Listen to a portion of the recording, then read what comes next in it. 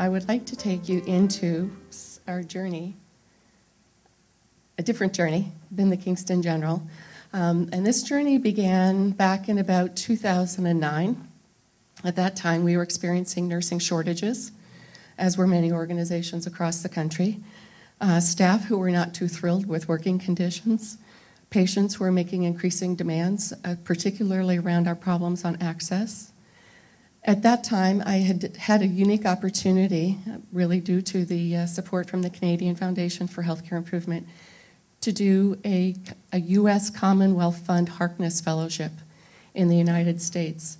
And as part of that year-long fellowship, you have to have an intervention or a research project. And I was doing case studies of 3 organizations in the U.S. and Canada.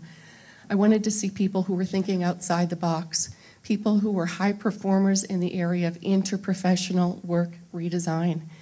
And I had the opportunity to do a case study at a place called Theta Care in Appleton, Wisconsin. And it happened that they were one of the original 13 hospitals in the United States that was implementing a program developed by the Institute for Healthcare Improvement in Boston. And the Transforming Care at the Bedside program, or TCAB for short, because that's what I'll just refer to it on here on out. This was one of the 13 test sites. And the testing was occurring over about a 4-year period.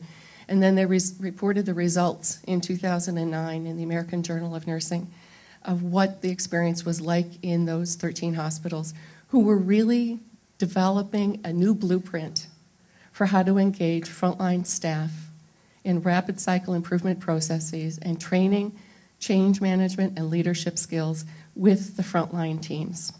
So it was really about engaging the hearts and minds of nurses and nursing staff to create change and improvement inside their own, at the local level, and thus also affecting improvement in the organization. When I came back, shortly after that, another opportunity came up, and I became the director of nursing, which I've been for about the last 4.5 years. And really, when you have that kind of fellowship opportunity, it's like, okay, now what? There is a responsibility and an accountability that goes with having had that opportunity to learn. And I thought, okay, what can we do here in our organization?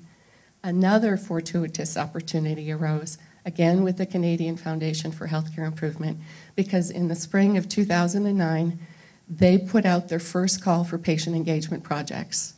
And I thought, wow, this is fantastic. The stars have aligned here. We put in an application, received funding, and the rest is history for us. We are now 4 years, almost 5 years into that journey, and that's what we're now going to describe in my team as Tina Kusaian, who is a TCAB facilitator, originally a nurse on one of the frontline teams in our first implementation phase, and Mario Carlo, a patient representative. Another key critical part of our context was, at that time, we knew that we were planning for the redevelopment of a new campus. And for those of you who came in via the airport into Montreal, just before you hit downtown, you would have passed our massive new site, which we will move into next March, April, May. We are phasing in the move-in, but we are our 6 hospitals that make up the MUHC. 3 of them will move into the new campus. That's the picture at the top. We'll still maintain 3 other campuses they will still continue. But we knew that in this gorgeous new facility that was state-of-the-art, single patient rooms, we would have fabulous opportunities to improve the physical environment for care. However, there was a major caveat, and that is that this involved a major, significant reduction in our overall bed capacity and in our a 30% reduction in ambulatory care. And that was by government design, that this was a downsizing at the same time that it was moving into beautiful physical new premises. So we knew that if we tried to bring our current practices in to a smaller but beautiful facility, we would probably fail right at the outset. So that was really the biggest inspiration for how do we begin to look at doing things differently here within the MUHC. The Transforming Care at the Bedside program, which is the fundamental one that we began with, but we also stole shamelessly from the NHS's program, Releasing Time to Care, Both are fundamentally about, as I said, engaging the hearts and minds of frontline staff around safe and reliable care, patient and family-centered care, teamwork and vitality, and that's really the teamwork and vitality and the value-add care processes, that's really the lean, introduction of lean methodologies. And then the transformational leadership at all levels is the fifth pillar. We had 3 specific objectives. The first, we took a much deeper dive to understand care through the eyes of patients. We really had been relying on one Quebec-based survey, which asked about satisfaction with care, but it also was asking about things like the parking lot. So it was a very broad tool. We always scored very high, and it provided almost no guidance for what to do in terms of improvement. So we used different methods, introduced new methods for us to find out what did patients really think about our care. The second objective was to deeply engage patients along with frontline practitioners in the redesign work. So they were to be side by side during the release time, being trained in the same quality improvement processes. And the third specific objective was to increase registered nurse time in direct care. We are now in our 4th wave of implementation, but the first wave was funded by the Canadian Foundation for Healthcare Improvement. That was a 2-year implementation cycle, 5 units across 3 of the hospitals. Our second wave was funded by the Ministry of Health and Social Affairs. That was a shorter cycle, so we've been testing different lengths of implementation period to find out what works best. That was in 3 hospitals. And our third wave, which is going on right now, is funded by the Max Bell Foundation, and it's a 15-month implementation cycle. And for the first time, we have not just 4 inpatient areas, but 4 ambulatory care as well. Or just not inpatient ones. We have 2 big operating at the Vic and the Montreal general sites, the emergency room here, so a level 1 trauma ER, our hemodialysis unit here, and then 4 inpatient units. On each of the teams, and this is all a voluntary process for the teams to self-nominate and to compete for becoming a TCAB unit, it's the frontline team is really the focus, the interprofessional team. What you see in red, bold, or highlighted there are the people whose time was paid for as protected release time. That was actually a very critical variable in the success. We did not start the initiative that way, but about 6 months in, we realized if we did not get money to support protected release time for 1 day a week, every week during that whole implementation cycle, we were going to kill the nurses. They were just, in the first 6 months, we just asked them to do it on top of everything else, and they were fighting really hard to sort of be enthusiastic on this, but they were dropping dead with the effort. We have a structured, and this we've really borrowed from the NHS program, a much more structured approach than IHI was using. So we have 4 modules that we walk the teams through over that implementation cycle. Each cycle is about 8 to 10 weeks. So the first one is teaching them the rapid cycle improvement processes, or plan, do, study, act. The second module is on Lean 5S, so it's really focusing on improving the physical environment.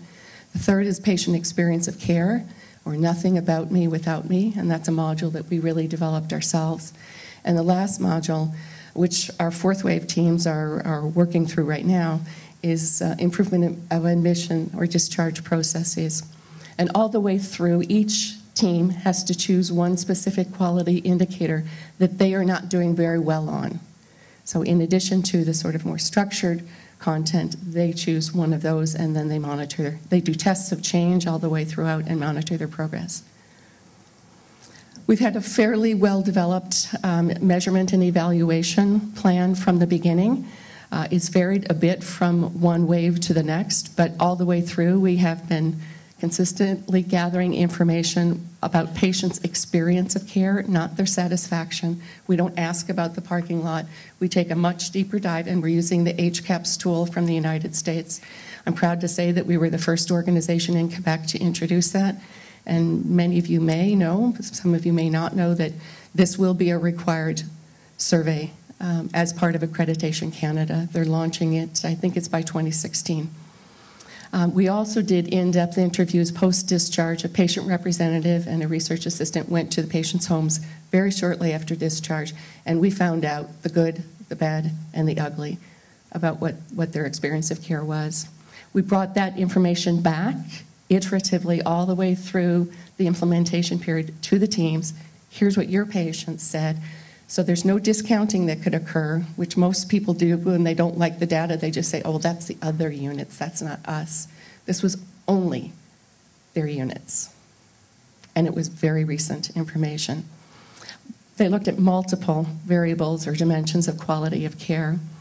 We quite deliberately were looking at what was the impact on staff, because this initiative really was not just about engaging patients in co-design, but it was also about empowering the front line and giving them new skills and competencies so they could lead the change. Very much about a shifted responsibility away from just that formal line manager.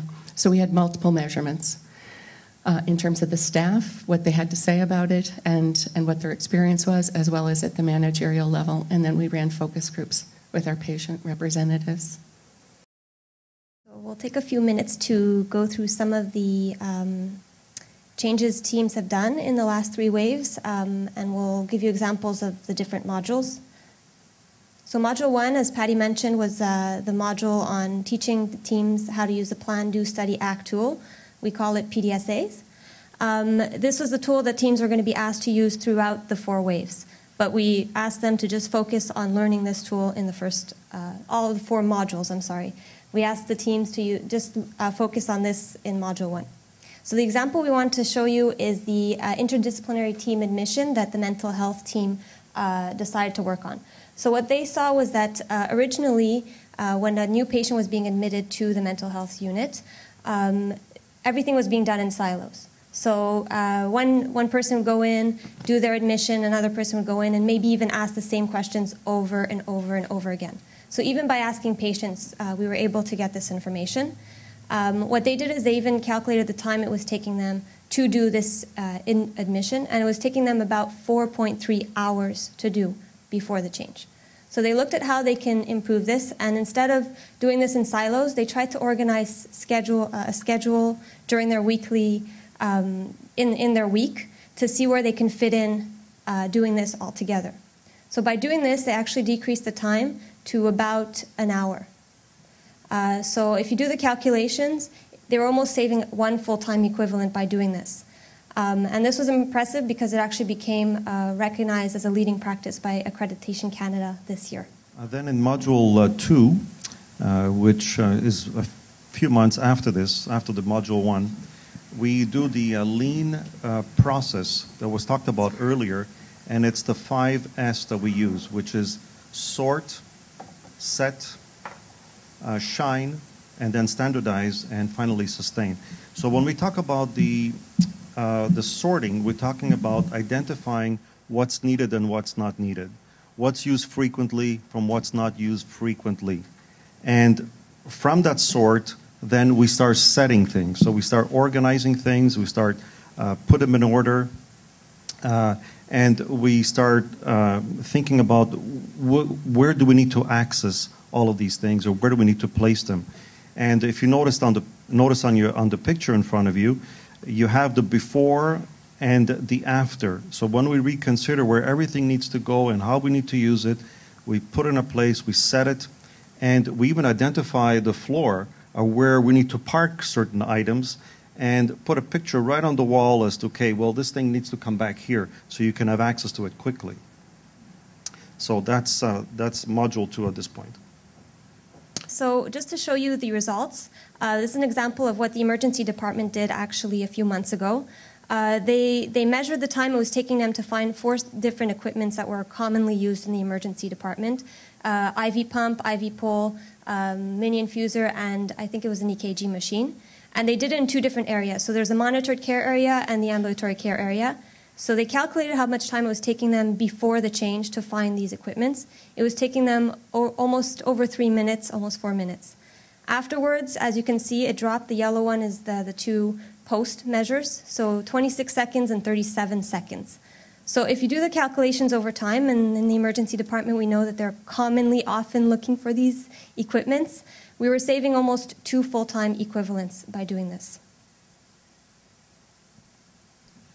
Here you see a before and after picture once again, where we had a family room, patient and family room, that was used by the family and the patients, but was also used for pre-op and for other medical delivery, where the patients would be going there and be talking to their physician and their doctors. And we asked the patients, what do you think of this room? It's for you. And when they looked at it, it's, well, we don't like it. We don't like this room because it reminds us of our condition. It reminds us of what we're here for. It's sickening. So we want something where we can distance ourselves, go there to relax, maybe read a magazine. So they started to remove all the stuff that reminded them of what they were there for, just so they can take their minds off. So it was completely redesigned, and you could see a little bit on the picture. Doesn't give it justice, but it's completely changed. So after Module 2, we've moved on to Module 3, which really focused on tapping into the patient's experience of care. So teams were asked to use these bundled interventions. All teams had to implement, first of all, whiteboards on their unit. The whiteboards were to be placed at the patient's bedside. There were certain differences on some of our ambulatory care units. They were also asked to try to look into how to incorporate these 3 therapeutic questions. So the first one is, what is your greatest concern right now? The second one is, what information do you need that would be the most helpful? And the third one was, what do you need from me right now that would help you? And thirdly, teams were also asked to test and implement comfort rounding in one form or another on their units. So I'll give you guys a couple of examples. First of all, this is 2 examples of the whiteboards. This was used as a communication tool, but two-way communication tool. So originally the plan was that healthcare professionals would be able to write their names. So patients always want to know who's their nurse. Instead of going, oh, the one with the pink scrub, that's my nurse, or the one with the short curly hair, they can actually look at the whiteboard and see the names now, as well as the date and other information. Throughout, we realized that patients are using it as a communication tool to also communicate to the healthcare professionals or their family members. So sometimes they can write their own questions to remember. So once the doctor or somebody comes in and they have a question, instead of saying, oh, I forgot, they can just look at the board and remember what their question was. And you can see some of the patients have little drawings that their grandchildren seem to have done, or pictures of a family member just to remind them. So they really were able to use this and tailor it to whatever their needs were on the unit. Yes, and I remember when we first introduced the boards and how we were involved in identifying the labels and all that. The patients were also involved in that. And from a patient perspective, and speaking to the patients, going into the rooms, and them speaking more freely because they're talking to one of their peers, the feedback is just wonderful. It is really a two-way communication tool. So I'll let you do the next slide.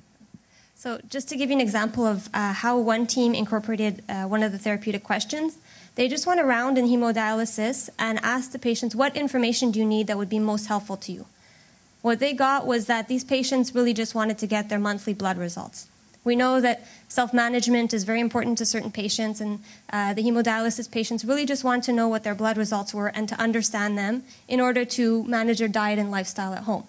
So originally only 40% of patients were getting them, and those that were receiving them were not maybe understanding their results, or the range was just not based on hemodialysis patients. So what they did is they just developed a really short tool that they could put in the blood results, and now 100% of their patients are getting their blood results. Now this is the final module number 4, and in this module we talk about admission and discharge and how to improve the whole process. So how do we go about it? We use what's called process mapping.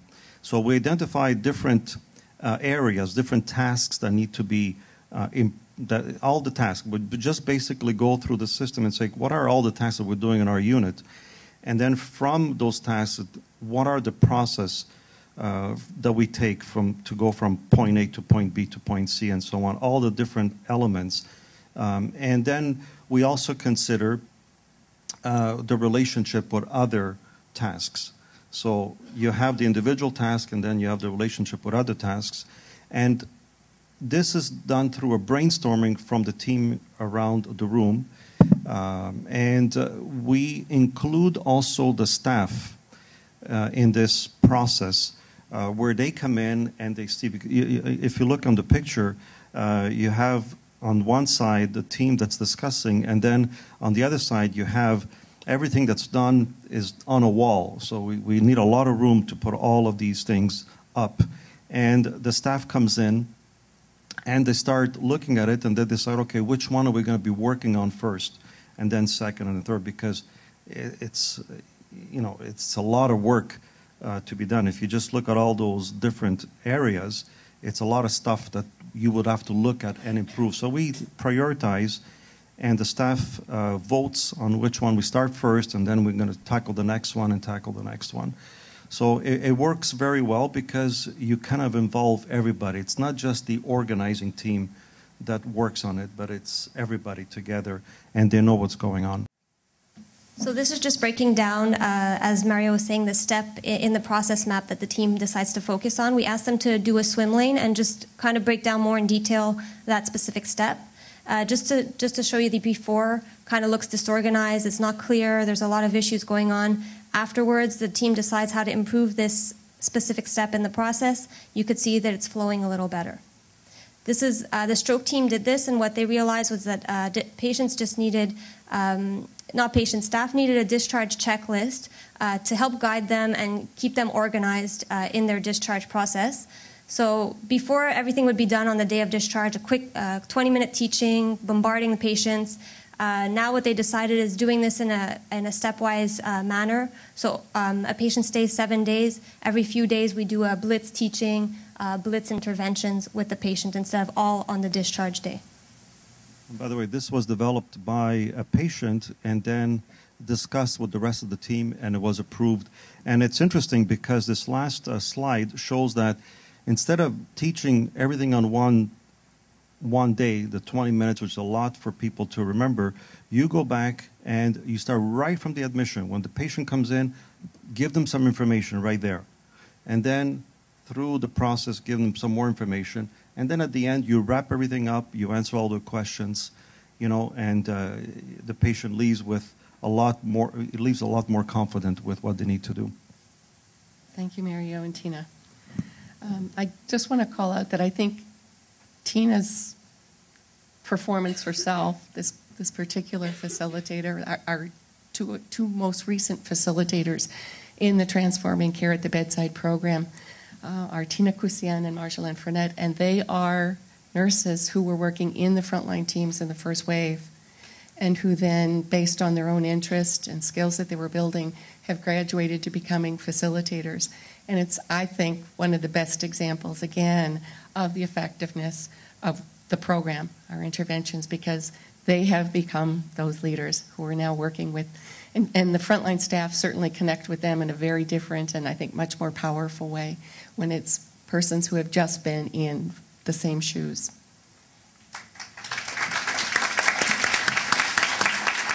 So, just in closing, I want to share with you some of what we describe as our organizational impacts. Again, looping back to the measurements that we carved out for ourselves from the beginning. We had a very specific objective to increase registered nurse time in direct care. And what you see on this particular chart are the three trend lines. The one that's the longest is from the first wave because it's a fully completed trend. And we saw in that first wave an 8% increase in direct time in care. The second line, the red one, is from wave 2, which was that much shorter implementation cycle. So again, we saw an increase, not as much, not as dramatic. And the green line is the one, it's still in progress because we're not finished with the implementation yet. So overall, our net results have been an increase in that time in direct care. The same trend line in terms of value-add care activities. This was all mapped out. This data has come from nurses wearing personal digital assist devices that they wore on their belt through shifts at different times of the day and night, and it created for us data about how nurses actually spend their time in direct care. We had absolutely no information before, just our own impressions. So we now have quite a significant amount of information, and because we've done it across 19 units now, we actually can see, okay, approximately this is how much time is spent in documentation, this is how much time is spent in direct care, indirect care activities. So it's provided quite useful information for us at a higher level in terms of the strategic planning. As I said, we've been using the Hospital Consumer Assessment of Health Provider Services survey from the United States. And these are just a couple of slides that show you some of the results to date. We've seen a 20%, this particular slide was from Wave 1 implementation, and we saw a 20% increase in responsiveness over the implementation period. And responsiveness was measured by 2 questions. During this hospital stay, after you press the call bell, how often did you get help as soon as you wanted it? And how often did you get help getting to the bathroom or using a bedpan as soon as you wanted it? In order to get a point on this particular survey scale, patients have to answer saying always. They can respond by always. This occurs always, usually, sometimes, or never. And the only way you can actually get credit is if, to both questions, each patient has said always. So if they say always on one and sometimes on the other, you get 0. So the dotted line that goes across, the horizontal dotted line, shows you what the US average is. So this is one situation where we found we were actually doing a little bit better than that. But I must say, as we overall looked at all the dimensions, it was very humbling for us to look at the results because we were, in some cases, so far below the US benchmark, you couldn't even, our line was like at the 0. It was like, you couldn't even see it because it was 0. It was on the horizontal axis. So especially when we looked at things like communication with nurses and communication with physicians, we no longer were getting that lovely story that we got on the previous surveys. Communication with nurses. This is an example from the current wave. So again, they're still in implementation. And that's during this day, how often did nurses treat you with courtesy and respect? During this day, how often did nurses listen carefully to you? And how often did nurses explain things in a way that you could understand? And they have to say always to all 3 to get a point. So you can see what our trend line is there in the turquoise, and you see the heavier dotted line, which again shows you the US benchmark. So we have seen important, really important improvement, 18%, but we are well below what is occurring in US hospitals. We have also been collecting data through interviews, qualitative data, and analyzing that from our patient representatives and from our staff. Just one quote, "I'm really enjoying my experience with the TCAB team. I feel as if my opinion is very important in all the decisions that are taken. Together we worked on the reorganization of the ward. It feels heartwarming to know that as a patient representative, my opinion counts and that the healthcare professionals are working hard to improve the environment of the patients and their families." And a quote from one of the frontline staff, "I think that a lot of discussion happens. We share our opinions. Like it or not, it makes us grow. It opens things up. It expands our outlook. I think the communication among colleagues has improved. It's one benefit of the TCAB. I have a stronger sense that I'm part of a team." We also were using a number of survey tools to look at how staff rated their own competency or skill development, as well as their global work satisfaction, and specifically looking at some measures related to team effectiveness. And as you can see, the nurses rated, this is nursing staff.